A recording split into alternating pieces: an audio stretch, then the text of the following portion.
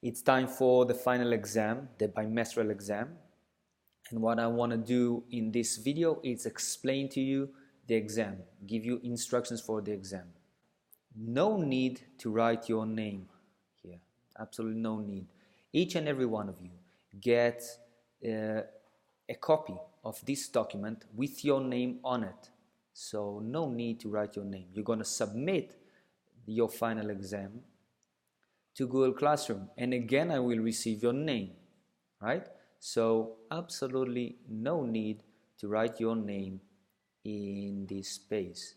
Everything else is more or less the same as a usual exam, although this one is a home exam. But let's start with what you already know. This part is the self-evaluation part, and we have here 4 statements, 4 criteria, and what I want you guys to do is to give yourself a grade for each one of those. So for the first criteria, you're going to write number 1, and then you're going to give yourself a grade from 10, the best, to 1, the worst. First criteria is the disposition towards learning. How willing were you to learn? Did you come to class every day with the best attitudes towards learning? You try to maximize your learning opportunities. If this is you, give yourself a 10. If, on the contrary, you were passive, didn't take advantage of the learning opportunities, and had excuses instead of successes or attempts for success, you give yourself a 1. If you were somewhere in the middle, sometimes you did one, other times you did the other, somewhere between 2 to 9. For the second criteria, helping others, if you help others always, all times, you give yourself a 10. Never helped anyone, give yourself a 1, somewhere in between 2 to 9. Third criteria, respect for others. If you always respect everyone in every way, give yourself a 10. If 3 of your friends can say that you were repeatedly disrespectful towards them, give yourself a 1. And if you are somewhere between 2 to 9, you write your answers in this document. It is automatically saved, as you can see. No problem. You can work on it as many times as you like until the due date. Last criteria in the self-evaluation is self-respect. Not respect towards others, respect for yourself. If you looked at yourself as a valuable person, a capable person, a one that can solve its own problems, and this is exactly what you did, you give yourself a 10. If, on the other hand, you looked at yourself as an incapable person, someone that can help himself, invaluable, can't do anything, you give yourself a 1. If you're somewhere between 2 to 9. Okay? Good. So this is the part of the self-evaluation. I'm going to erase this. Let's move to the instructions of the exam. This exam, the purpose of this exam is to evaluate your knowledge and skills that we acquired during this bimester. What's different about this exam is that it's a home exam. You do it at home. Don't come to class, you lock you in the room and you write your exam in 2 or less hours. Take the time you need. You have until the 8th of September at 9 p.m. That's Thursday at 9 p.m. at night. You can do the exam whenever you want. You can open it, close it, do it as many times as you like, right? Do it at home at the time that you have. As a home exam, you are very welcome to use all sources of information available to you. You can talk to your friends, talk to your family, your favorite rabbi, your priest, your pastor, your neighbors, your secretary, whomever, the internet. Feel free to use all the sources of information available to you. But do not copy-paste. If you talk to a friend, you ask them, hey, what do you think about the first question, and so on, that's fine. That's perfectly fine. Do not write the answer. Don't even write something close to the answer. Write your own question, your own answers. You can discuss the topic, discuss the questions, but make sure that your work is original. I'm going to use an application that looks for similarities. There is no way to fool this program. Absolutely no way. It is used in all the leading universities. Please don't test us, right? Make sure your work is original. And again, you're very welcome to discuss ideas, to ask questions about the questions, to talk about the topics, right? Don't copy answers. Again, please submit your answers, the home exam, to Google Classroom, only to Google Classroom, not to my mail, not to anywhere else, not on paper, to Google Classroom by the 8th of September. Because you have more than a week to do that, there are no excuses about internet failures or whatever. Just do it until the deadline. Every question will be graded according to a grading rubric. That means the criteria with which I evaluate your answers are already determined. I don't decide them after I see your answers. They are already decided and they are transparent to you. I give them to you right now. So let's go over the questions, and then I'm going to show you for each question how I'm going to evaluate it. First question is this. All questions begin with a statement. Statement that reminds you, give you the context of what we are talking about. So the first question talks about the story, The Fable of the Goat. And I say that in this story, it is the hierarchy of values in the Jewish culture is described. In The Fable of the Goat, in this story, we can see which values are more important than others. And we see that through the choices the characters make. The characters make choices between values, and the choice that they make shows which value is more important than the value left behind, not chosen. In this first question, what I want you guys to do is to illustrate visually, to draw, to paint the most important choice, this single most important choice, in your opinion, in this story. Now, the most important choice is the choice through which you can understand, we can understand, which values are more important than others. This is the most important choice. This is the choice I want you to illustrate, to draw, to paint, or whatever. Let me show you how I'm going to grade it. For the first question, we have a rubric. In Spanish, rubrica. The answer is worth 2 points, a maximum of 2 points. You get 1 point, a maximum of 1 point for the values, and another 1 point for the illustration. So let's start with the illustration.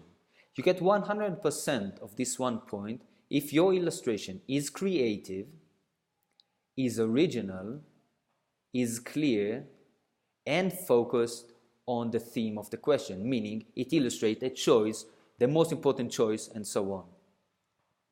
If you do all that, you meet all these 1, 2, 3, 4 things, you get 100% of 1 point. If you meet 3 of those, meaning your illustration is creative, clear, focused on the theme, but not original, you meet 3 of these 4, you get 75%, 0.75 points. If the illustration meets 2 of these criteria, it is clear and focused on the theme, but not creative and not original, you get half a point. If the illustration is not clear, you guys get very little. The same goes for the values, for this 1 point reserved for the values in the first question. I give you 100% of this 1 point if the value demonstrated in the choice that you are explaining, that you are illustrating, are undisputedly the most important ones in the story. If these values, the choice between the values, are a choice between the 2 most important values in the story, 100%, you get 1 point. If the choice is between values which are among the 5 most important in the story, but not the most important, among the most important, get 75%. If the choice is between values that are in the story, but they are not the most important, you get half a point. If the choice is between values not mentioned in the story, you get very little. This is basically not for you. What you really need to know to understand is this. This is the recipe. This is the machete. This is the pastel. This is how you get the best grade. I already tell you what I'm looking for. This is how you do the best work. You go to the first question, you read it, you understand what you need to do. Then you come here and you see what I'm going to look for. Don't want you to be Rembrandt or Picasso. Just want it to be original, clear, creative, and focus on the theme. I want the choice to show the two most important values. So you need to make sure that I understand which value the choice that you are describing, that you are illustrating, is between, right? You are illustrating a choice, make sure that I understand that it is between the two most important values and what are they, right? Now, let's go over the second question. Second question is about another story, Tanuro shel Achnai, the oven of Achnai. It starts with an argument about purity and impurity, but very, very soon it goes to a more complex and more profound issue, which is the origin of the law and how laws are being determined. What is the meaning of a law and how do we determine the meaning of a specific law? What I'm asking you guys to do are two things. Please write an original story in which there is a debate about an interpretation of a law. You will take a law, write a story about two guys or a case in which the meaning of the law is unclear and there are more than one version to it. Let me give you an example.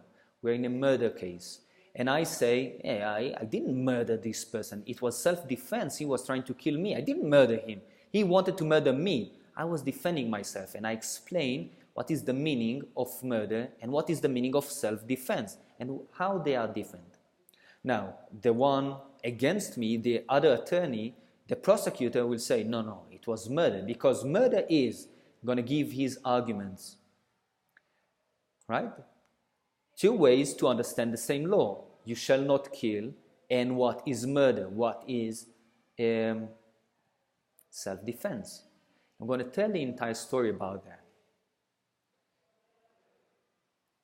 I want you to do another thing. I want you to please answer this more theoretical question. Why do societies and cultures have rules? I want you to please give 3 or more detailed reasons. Think about why societies and cultures have rules. Why do you have rules in the class? Why do you have rules in school? Why do you have rules in the family? Why do you have rules in football? Why do we have rules in the Jewish culture, in any other cultures? Why? Please think, give the reasons, and give the details, right? Explain those reasons. Let me show you how I'm going to grade your answers for the second question. Again, we have a rubric. For the interpretations in your story, I want to see 2 or more ways to interpret a single law, the same law, right? If you explain it, demonstrate it in the story in a creative and vivid way, good. If you also use a reasoning, arguments that support this interpretation, you explain, the person in the story explain why his or her interpretation is the right one, using arguments, excellent. I want from the 2 sides different arguments to support different interpretations of the same law. If we only have 2 or more interpretations of the same law that are presented creatively and vividly, good, 75%. What's missing to get the other 25% is the reasoning, the arguments. You want to be right here, right? So you need to have arguments, that your characters will use arguments and reasoning. There is only one way to interpret the law, but it is demonstrated vividly. With an argument, you'll get half of these 2 points, meaning 1 point, right? This is not for you, but it does exist. If your story is creative, original, focused, and pleasurable, 2 points. Story is creative, focused, and pleasurable, but not original, it is taken from somewhere else. You already know this. You are paraphrasing something else. That's fine. You'll get 75% of 2 points, a point and a half. Story is focused, not original, not creative, not very pleasurable, 1 point. Story is not developed. It is very, very plain, very short, too short, can't understand. That's not for you. Mechanics is how well you write in English. It is part of this exam. If you have few mistakes in English grammar, I understand that. That's okay. You will still get 100%. No spelling mistakes. Because you guys write in the computer, and the computer autocorrects itself. It gives you a correction when you make a spelling mistake. It highlights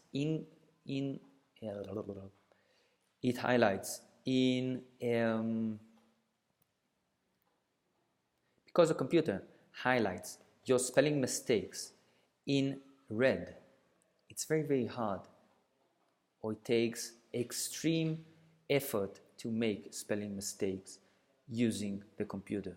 So please, no spelling mistakes, at least if you want the 100% in this category. Story must be between 2 to 5 complete paragraphs, meaning between 10 to 25 complete sentences.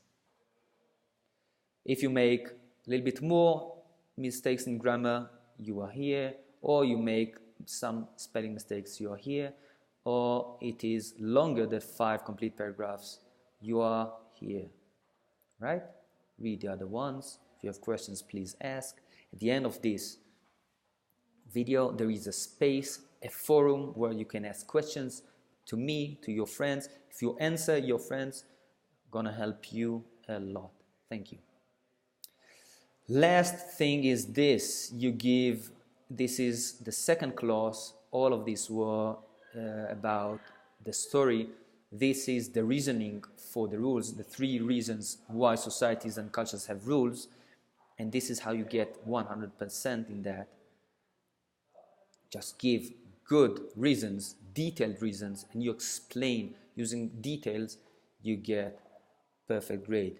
If you have 2 reasons which are explained with details, you are here. If you have 3 reasons but only 2 are really explained, you're still here.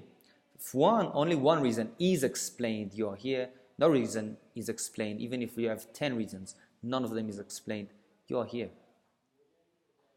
Third and last question is about a story which is called Kamsa, the Bar Kamsa. It is a very, very known story. If you were here the previous years in school, I'm sure that you learned it. Anyways, we're going to learn it our next class, and there is already an activity and an explanation about it waiting for you in Google Classroom.